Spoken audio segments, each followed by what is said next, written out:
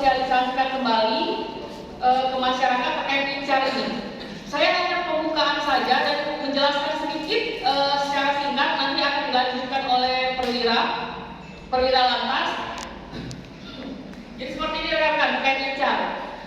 Incar ini tilang online. Jadi kalau bahasa gampangnya incar ini merupakan tilang online. Pertanyaannya, Bu, ketika sudah ada tilang online, apakah tilang manual tetap dilaksanakan? Tetap. Oke? Jadi ketika sudah ada incar, tilang manual tetap dilaksanakan. Karena apa?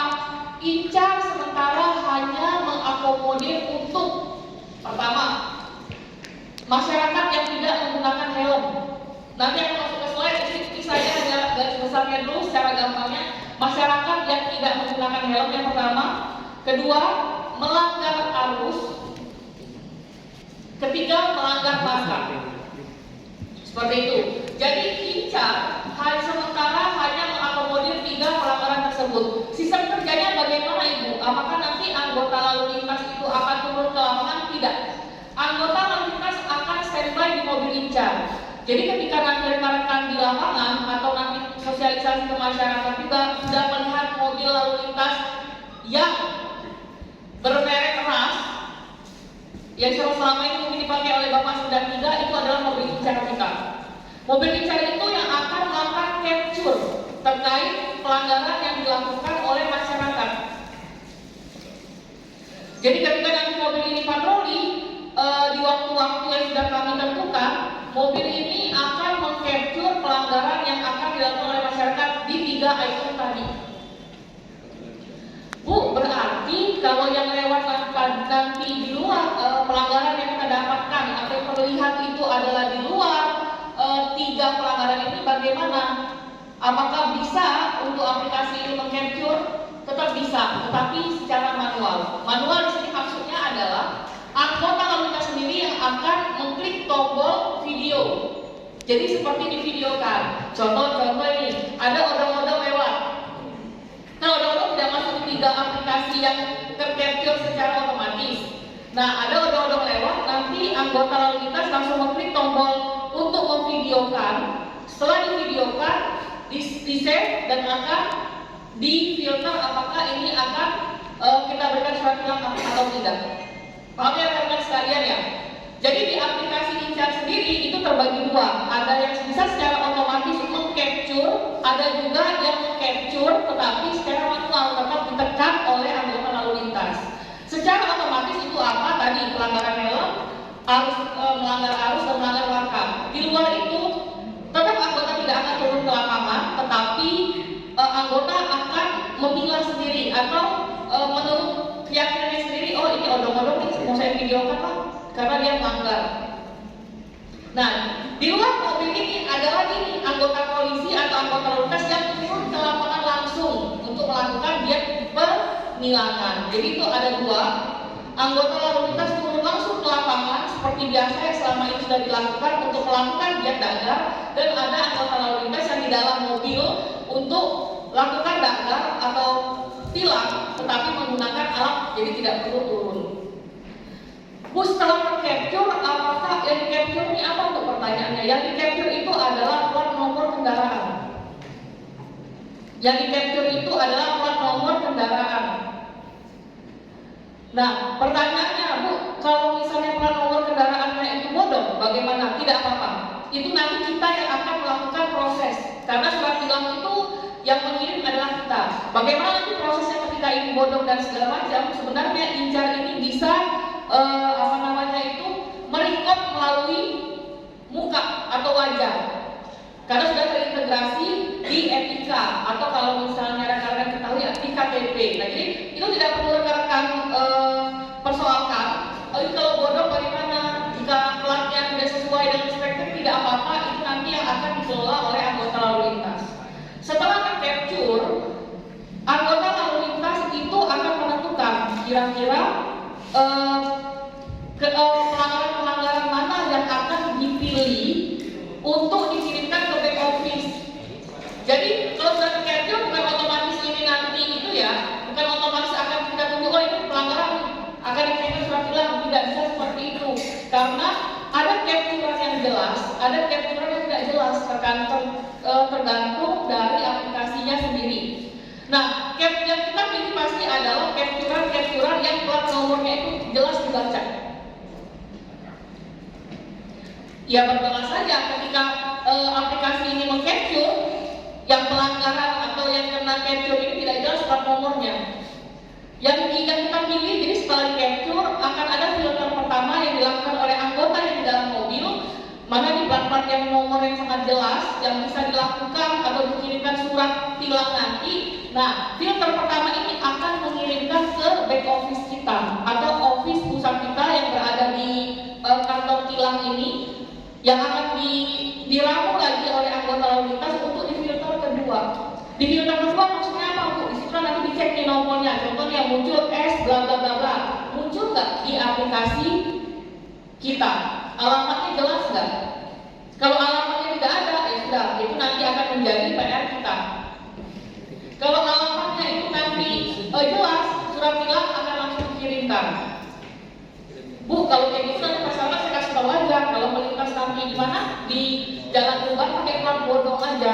Oh, akan tambah masalah. Karena apa? Karena saya katakan lagi, Incar tetap jalan, tapi penindakan secara manual yang dilakukan oleh anggota kita tetap juga jalan. Paham ya, rekan-rekan ya? Nah, sebenarnya jadi manfaat Incarnya sebenarnya seperti itu.